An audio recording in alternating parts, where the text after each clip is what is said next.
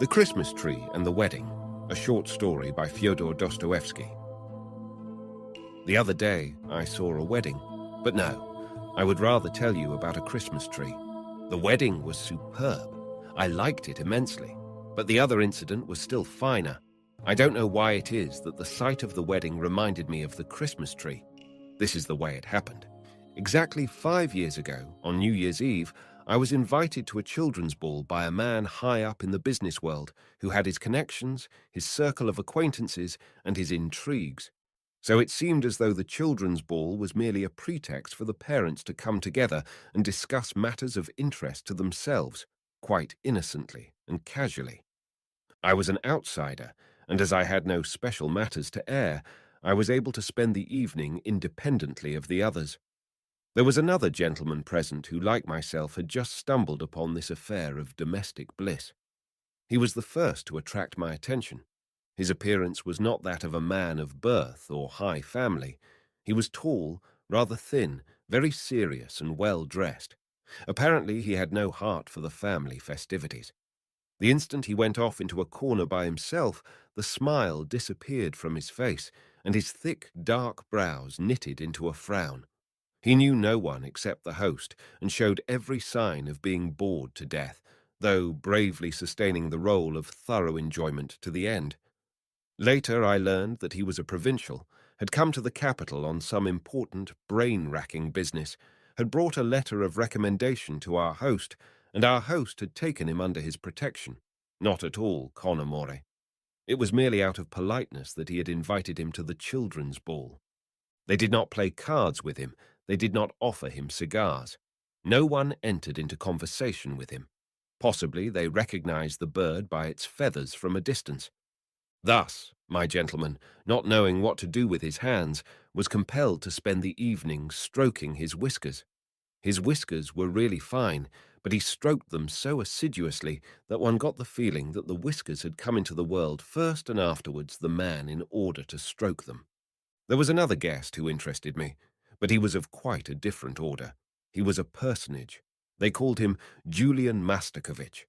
At first glance, one could tell he was an honored guest, and stood in the same relation to the host as the host to the gentleman of the whiskers.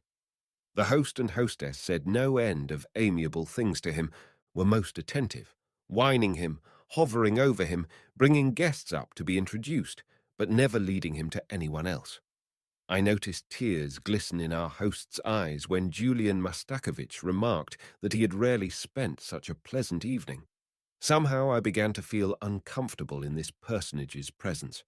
So, after amusing myself with the children, 5 of whom, remarkably well-fed young persons, were our hosts, I went into a little sitting room, entirely unoccupied, and seated myself at the end that was a conservatory and took up almost half the room.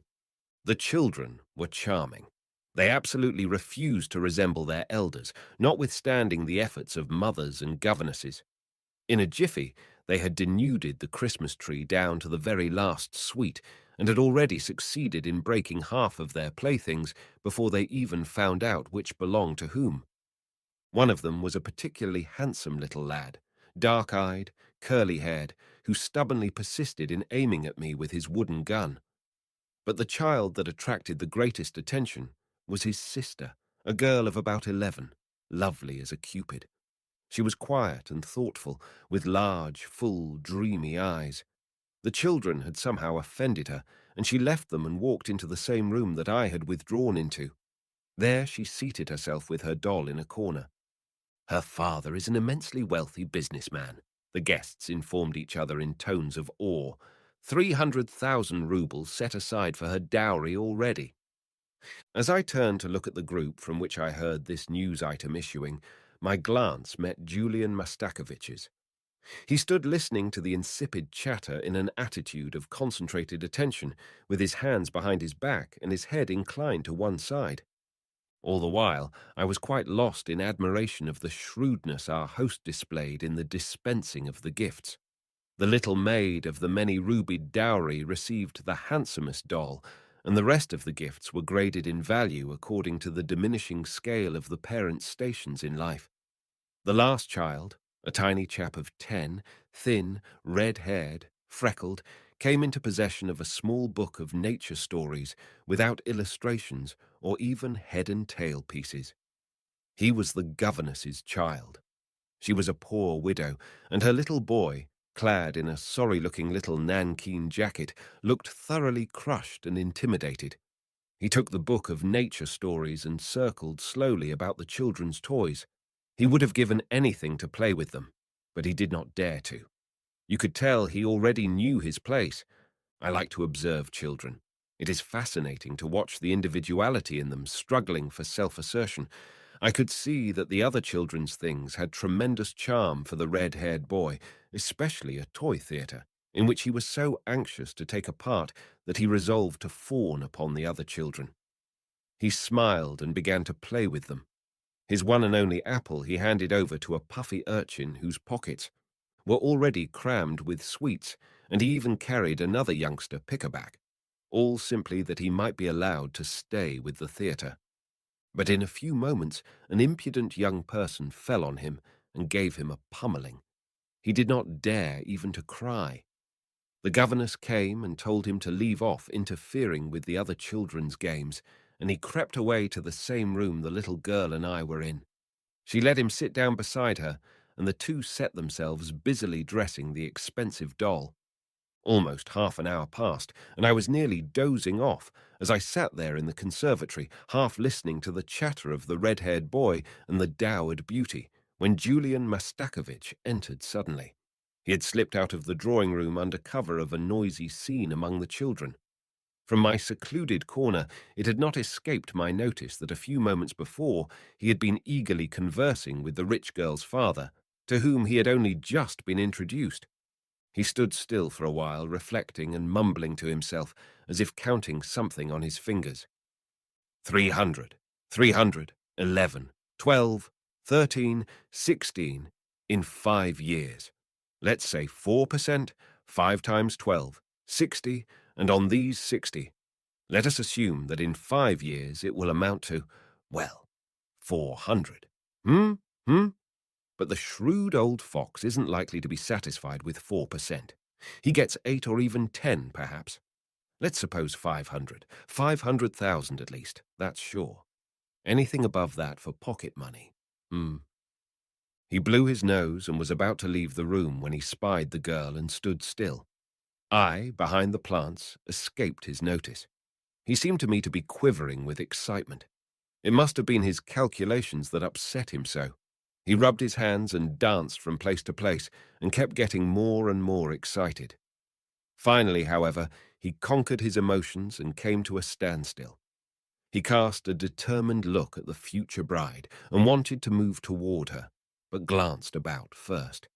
Then, as if with a guilty conscience, he stepped over to the child on tiptoe, smiling, and bent down and kissed her head. His coming was so unexpected that she uttered a shriek of alarm. "What are you doing here, dear child?" he whispered, looking around and pinching her cheek. "We're playing." "What, with him?" said Julian Mastakovich, with a look askance at the governess's child. "You should go into the drawing-room, my lad," he said to him. The boy remained silent and looked up at the man with wide-open eyes. Julian Mastakovich glanced round again cautiously and bent down over the girl. "What have you got? A doll, my dear?" "Yes, sir." The child quailed a little, and her brow wrinkled. "A doll? And you know, my dear, what dolls are made of?" "No, sir," she said weakly, and lowered her head. "Out of rags, my dear.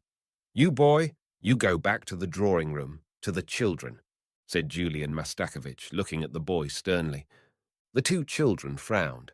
They caught hold of each other and would not part. "And do you know why they gave you the doll?" asked Julian Mastakovich, dropping his voice lower and lower. "No." "Because you were a good, very good little girl the whole week." Saying which, Julian Mastakovich was seized with a paroxysm of agitation. He looked round and said in a tone faint, almost inaudible with excitement and impatience, "If I come to visit your parents, will you love me, my dear?" He tried to kiss the sweet little creature, but the red-haired boy saw that she was on the verge of tears, and he caught her hand and sobbed out loud in sympathy. That enraged the man. "Go away! Go away! Go back to the other room, to your playmates!" "I don't want him to. I don't want him to. You go away," cried the girl. "Let him alone. Let him alone." She was almost weeping. There was a sound of footsteps in the doorway. Julian Mastakovich started and straightened up his respectable body. The red-haired boy was even more alarmed. He let go the girl's hand, sidled along the wall, and escaped through the drawing room into the dining room. Not to attract attention, Julian Mastakovich also made for the dining room. He was red as a lobster. The sight of himself in a mirror seemed to embarrass him. Presumably he was annoyed at his own ardor and impatience. Without due respect to his importance and dignity, his calculations had lured and pricked him to the greedy eagerness of a boy who makes straight for his object, though this was not as yet an object. It only would be so in 5 years' time. I followed the worthy man into the dining room, where I witnessed a remarkable play. Julian Mastakovich, all flushed with vexation, venom in his look, began to threaten the red-haired boy. The red-haired boy retreated farther and farther until there was no place left for him to retreat to, and he did not know where to turn in his fright. "Get out of here! What are you doing here? Get out, I say. You good for nothing. Stealing fruit, are you? Oh, so stealing fruit. Get out, you freckle face. Go to your likes." The frightened child, as a last desperate resort, crawled quickly under the table. His persecutor, completely infuriated, pulled out his large linen handkerchief and used it as a lash to drive the boy out of his position. Here I must remark that Julian Mastakovich was a somewhat corpulent man, heavy, well-fed, puffy-cheeked, with a paunch and ankles as round as nuts. He perspired and puffed and panted. So strong was his dislike, or was it jealousy, of the child that he actually began to carry on like a madman. I laughed heartily. Julian Mastakovich turned. He was utterly confused, and for a moment, apparently, quite oblivious of his immense importance. At that moment, our host appeared in the doorway opposite. The boy crawled out from under the table and wiped his knees and elbows. Julian Mastakovich hastened to carry his handkerchief, which he had been dangling by the corner, to his nose. Our host looked at the three of us rather suspiciously. But like a man who knows the world and can readily adjust himself, he seized upon the opportunity to lay hold of his very valuable guest and get what he wanted out of him. "Here's the boy I was talking to you about," he said, indicating the red-haired child. "I took the liberty of presuming on your goodness in his behalf." "Oh," replied Julian Mastakovich, still not quite master of himself. "He's my governess's son," our host continued in a beseeching tone. "She's a poor creature, the widow of an honest official. That's why, if it were possible for you—" "Impossible, impossible," Julian Mastakovich cried hastily. "You must excuse me, Philip Alexeyevich. I really cannot. I've made inquiries. There are no vacancies, and there is a waiting list of 10 who have a greater right. I'm sorry." "Too bad," said our host. "He's a quiet, unobtrusive child." "A very naughty little rascal, I should say," said Julian Mastakovich wryly. "Go away, boy. Why are you here still? Be off with you to the other children." Unable to control himself, he gave me a sidelong glance. Nor could I control myself. I laughed straight in his face. He turned away and asked our host, in tones quite audible to me, who that odd young fellow was. They whispered to each other and left the room, disregarding me. I shook with laughter. Then I, too, went to the drawing-room. There, the great man, already surrounded by the fathers and mothers and the host and the hostess, had begun to talk eagerly with a lady to whom he had just been introduced. The lady held the rich little girl's hand. Julian Mastakovich went into fulsome praise of her. He waxed ecstatic over the dear child's beauty, her talents, her grace, her excellent breeding, plainly laying himself out to flatter the mother, who listened scarcely able to restrain tears of joy, while the father showed his delight by a gratified smile. The joy was contagious. Everybody shared in it.